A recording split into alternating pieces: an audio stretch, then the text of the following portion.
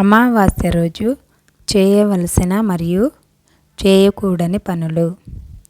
అమావాస్య రోజున తగిన జాగ్రత్తలు తీసుకుంటే ఇంటిలో అందరికీ మంచి జరుగుతుంది. అమావాస్య రోజున సూర్యోదయానికి ముందే నిద్ర లేవాలి.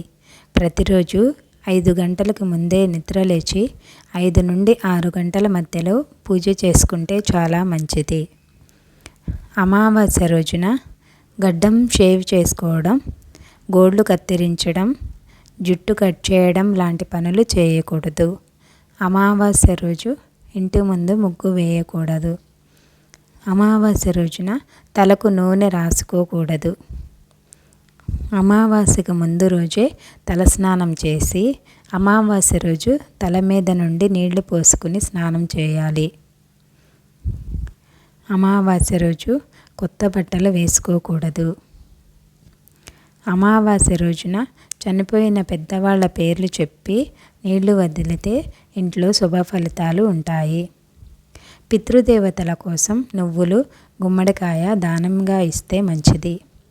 ఎవరి ఇంటిలో అయినా గుమ్మడికాయ పాడైపోతే ఆ తర్వాత వచ్చే అమావాస్య రోజున ఇంటి ముందు కొత్త గుమ్మడికాయ కట్టుకుంటే చాలా మంచిది. అమావాస్య రోజున ఆ లక్ష్మీనారాయణుల్ని పూజించి పితృదేవతలను తలుచుకుని నమస్కరిస్తే ఆ ఇంట్లో అంతా శుభమే జరుగుతుంది. శాస్త్రాల ప్రకారం అమావాస్య రోజున కొత్త పనులు, శుభకార్యాలు చేయకూడదు. అమావాస్య రోజున ఆవుకు అరటిపండు, బెల్లం, అన్నం పెట్టడం, పితృదేవతల పేరు మీద అన్నదానం, వస్త్రదానం చేస్తే చాలా మంచిది. అమావాస్య రోజున మాంసాన్ని కొనడం కానీ, కొని ఇంటికి తీసుకుని రావడం కానీ, తినడం కానీ ఇవన్నీ చేయకూడదు. అమావాస్య రోజున ఎంత తక్కువ మాట్లాడితే అంత మంచిది. అమావాస్య రోజున గోధుమలను కొనకూడదు.